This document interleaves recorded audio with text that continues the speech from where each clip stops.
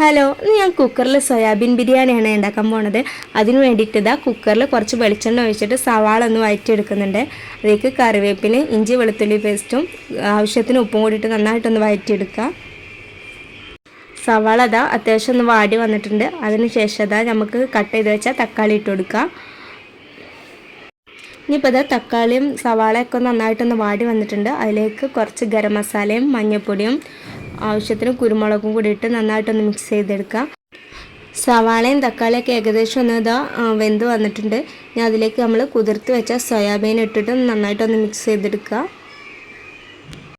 ഞാൻ ഇതിലേക്ക് ഒരു കപ്പ് അരിയാണ് കേട്ടോ എടുത്തിട്ടുള്ളത്. അതൊരു 20 മിനിറ്റ് ഞാൻ സോക്ക് ചെയ്ത് വെച്ചിട്ടുണ്ട്.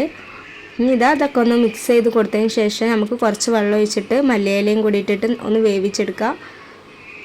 അധികം വേവേണ്ട ആവശ്യമൊന്നുമില്ല, ഒന്ന് തിളച്ചാൽ മതി. കുക്കറിലിടുമ്പോൾ പിന്നെ നമ്മൾ ഒന്ന് വേവുമല്ലോ. അപ്പോൾ അരി ഞാനിതാ ഒന്ന് ഊറ്റി വെച്ചിട്ടുണ്ട്.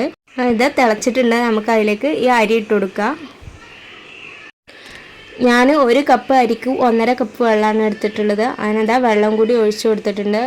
ഇനി നമുക്ക് കുക്കർ അടച്ച് വെച്ച് വേവിക്കാം. ഒരു വിസിലും രണ്ടാമത്തെ വിസിൽ അടിക്കാനാവുമ്പോൾ ഓഫാക്കിയാൽ മതി. 2 വിസിൽ അടിക്കേണ്ട ആവശ്യമില്ല. പിന്നെ എയർ പോയതിന് ശേഷം നമ്മൾ തുറന്ന് നോക്കിയാൽ നല്ല അടിപൊളി സോയാബീൻ ബിരിയാണി റെഡി ആയിട്ടുണ്ട്. അപ്പോൾ എല്ലാവരും ഒന്ന് ട്രൈ ചെയ്ത് നോക്കുക, എന്തായാലും ഇഷ്ടമാവും.